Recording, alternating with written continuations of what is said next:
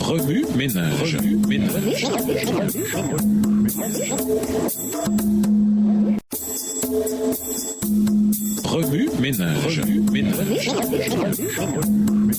Bienvenue dans votre émission Remue ménage.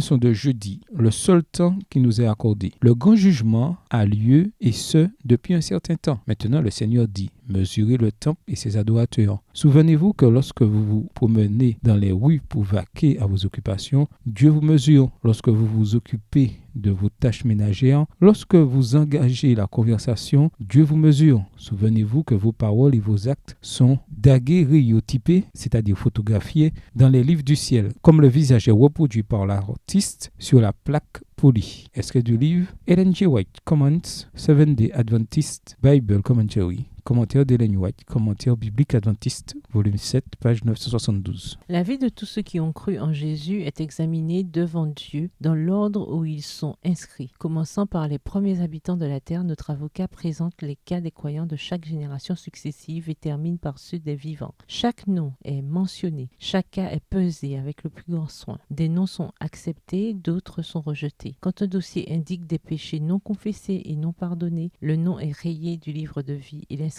des bonnes actions est effacée du livre de souvenirs. Le Seigneur disait à Moïse, « C'est celui qui a péché contre moi que j'effacerai de mon livre. » Exode 32, le verset 33. Et au prophète Ézéchiel, « Si le juste se détourne de sa justice, qu'il commette l'iniquité, on ne se souviendra plus d'aucun des actes de justice qu'il aura accomplis. » Ézéchiel 18, le verset 24 dans la version Osterwald. Texte tiré du livre La tragédie des siècles, au chapitre 28 à la page 424. Livre écrit par Ellen G. White. Notre identité personnelle est préservée dans la résurrection, même s'il ne s'agit pas des mêmes particules de matière ou de substances matérielles qui sont allées dans la tombe. Les œuvres merveilleuses de Dieu sont un mystère pour l'homme. L'esprit, le caractère de l'homme est rendu à Dieu pour y être préservé. À la résurrection, chaque homme aura son propre caractère.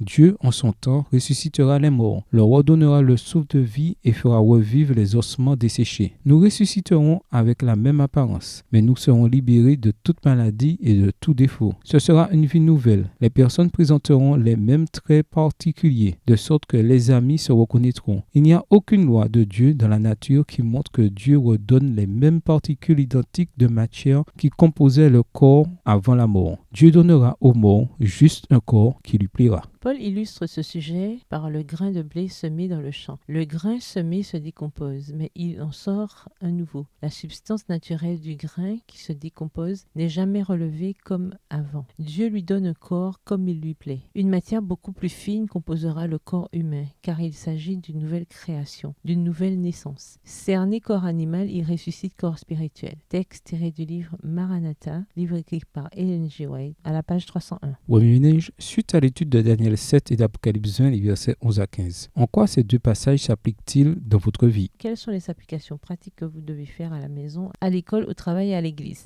Révisez le verset à mémoriser. En quoi s'applique-t-il spécifiquement à votre vie cette semaine? Au revoir. Et à demain si Dieu veut. Remue ménage. Remue ménage.